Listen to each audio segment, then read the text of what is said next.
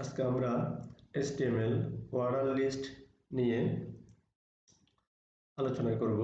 তাহলে প্রথমে আমাদেরকে ফাইলে গিয়ে সেভ এস, এখানে গিয়ে আমরা ডেস্কটপে যাব। ডেস্কটপে গিয়ে আমরা সেকেন্ড ফলে গিয়ে এখানে আমরা একটা ফাইল নেম দিব। যেহেতু আমরা HTML নিয়ে আলোচনা করতেছি, তাহলে অর্ডার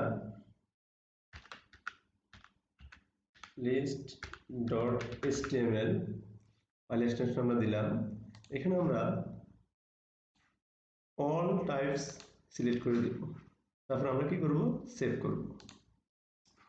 তাহলে আমাদের order underscore list dot HTML নামে একটা কি ফাইল ক্রিয়েট হয়ে গেল। তাহলে আমরা এখন HTML ডট টাইপ ডিক্লেয়ার করব।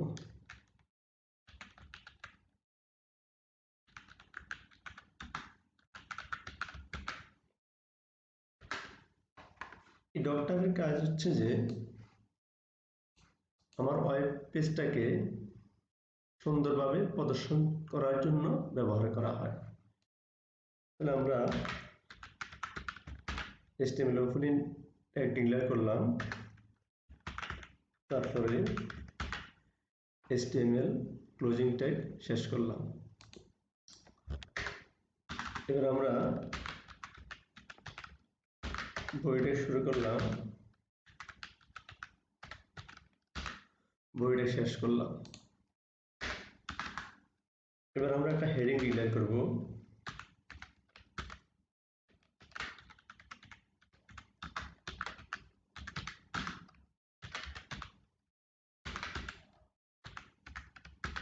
তাহলে আমরা যেহেতু অর্ডার লিস্ট নিয়ে আলোচনা, লিস্ট ট্যাগ নিয়ে আলোচনা করব, তাই জন্য একটা হেডিং দিয়ে দিলাম। আমাদের অর্ডার লিস্ট ট্যাগকে OL দ্বারা প্রকাশ করা হয়। তাহলে OL এর ওপেনিং ট্যাগ লিখলাম, তারপরে OL এর আমরা কি লিখলাম, ক্লোজিং ট্যাগ লিখলাম। এখন অর্ডার লিস্টের ওপেনিং ট্যাগ এবং ক্লোজিং ট্যাগের মধ্যখানে লিস্ট আইটেম ট্যাগ লিখতে হয়। এলআই মানে হচ্ছে লিস্ট আইটেম ট্যাগ। তাহলে আমি এখানে যদি বাংলা লিখি, তাহলে আমি কি করব, ক্লোজ করব। তাহলে আমি এখানে লিস্ট আইটেমের ওপেনিং ট্যাগ লিখলাম, এটা ক্লোজিং ট্যাগ লিখলাম। এই অবস্থা আমি এটাকে কপি করে যদি আমি এখানে টেবিলে দিয়ে দিই, তাহলে এখানে লিখলাম আমি কি, ইংলিশ ICT। তাহলে আমি কি করব, এখন সেভ করব। তাহলে আমি সেভ এজ এ, সেভে গিয়ে সেভ করলাম। তাহলে আমার ফাইলটা কি হয়ে গেল, সেভ হয়ে গেল। এখন আমরা এই জিনিসটা রান করে দেখব। তাহলে আমরা ডেস্কটপে গিয়ে সেকেন্ড ফলে আমরা যাব। এখানে আমাদের কি আছে, অর্ডার লিস্ট নামে ফাইলটা আছে। রাইট বাটন ক্লিক করে আমরা ব্রাউজার সিলেকশন করব, ওপেন উইথ গুগল ক্রমে আমরা গেলাম। তাহলে এটা হচ্ছে আমার কি, যে অর্ডার লিস্ট ট্যাগের আউটপুট। মনে রাখতে হবে যে, আমরা একটু বড় করতেছি, অর্ডার লিস্ট ট্যাগের আউটপুটটা ডিফল্ট হিসাবে নাম্বার আসে, মানে নিউমেরিক্যাল হিসাবে প্রথমে নাম্বার আসবে, 1 2 3 হিসাবে শুরু হয়। ডিফল্ট হিসাবে কি আছে, নাম্বার আছে। এখন যদি আমরা যে ডিফল্ট হিসাবে কি আছে, আমাদের নাম্বার আছে, যদি আমরা অ্যালফাবেটিক্যাল দেখতে যাই অথবা রোমান সংখ্যা দেখতে যাই, তাহলে আমাদের একটা অ্যাট্রিবিউট আছে টাইপ। আমরা টাইপ অ্যাট্রিবিউটটা ব্যবহার করে আমরা অ্যালফাবেটিক্যালি বড় হাতের ছোট হাতের দেখতে পারি, অথবা আমরা রোমান সংখ্যা ছোট হাতের এবং বড় হাতের দেখতে পারি। তাহলে আমি অর্ডার লিস্টের শুরু থেকে শেষ পর্যন্ত আমি কি করব, কপি করব। কপি করে আমি জাস্ট নিচে পেস্ট করে দেব। এখানে কি আমরা দেখব যে টাইপ নামে একটা অ্যাট্রিবিউট আছে, এখানে আমরা বড় হাতের এ দিব। এই টাইপ অ্যাট্রিবিউট, এটা হচ্ছে অ্যাট্রিবিউট নেম। এখানে আমরা কি করলাম, বড় হাতের অ্যালফাবেটিক্যাল ক্যারেক্টার দিলাম।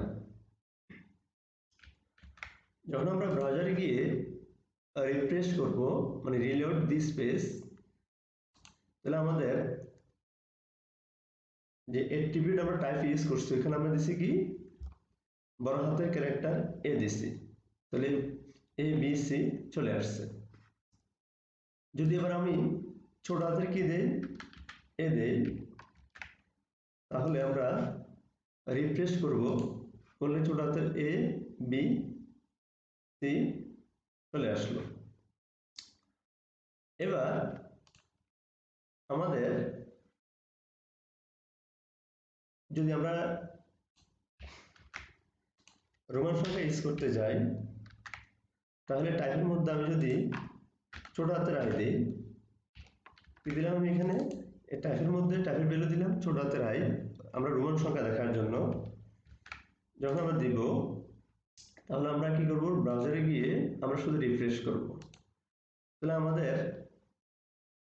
রোমান সংখ্যা হিসেবে আমাদের কি চলে আসছে, যে 1 2 3 চলে আসলো। এটা হচ্ছে আমরা রোমান সংখ্যা ব্যবহার করলাম। এটা বড় করে আমরা দেখি, যে বড় করে আমরা রোমান সংখ্যাটা এখানে দেখলাম। এবার যদি আমরা বড় হাতের আই দিই, তাহলে আমরা যখন রিফ্রেশ করব, তখন আমাদের বড় হাতের আই দেখাচ্ছে। তাহলে এখন আমরা এখানে 3টা লিস্ট আইটেম ইউজ করলাম। যদি আমরা বেশি করে তাহলে বেশি দেখাবে, যদি 10টা করে তাহলে 1 থেকে 10 দেখাবে, এভাবে ক্রমান্বয়ে যাবে। এবার আমি যদি আমার ইচ্ছে মতো মানে নাম্বার ডিক্লেয়ার করতে চাই, আমার লিস্ট আইটেমটা 50 থেকে শুরু হবে, অথবা 100 থেকে শুরু হবে, অথবা 1001 থেকে শুরু হবে, অথবা 2001 থেকে শুরু হবে, তাহলে আমরা এখন আমাদের ইচ্ছে মতো যদি আমরা নাম্বার ডিক্লেয়ার করতে চাই, তাহলে আমাদের স্টার্ট নামে একটা অ্যাট্রিবিউট আছে। এই অ্যাট্রিবিউট যদি আমি শুরু করতে চাই 101 থেকে, তাহলে আমি এখানে 101 কি করব, ডিক্লেয়ার করব। ঠিক আছে, তো 101 ডিক্লেয়ার করে আমি ধরো এখানে কফি দিলাম, এখানে মিল্ক দিলাম, এখানে টি দিলাম।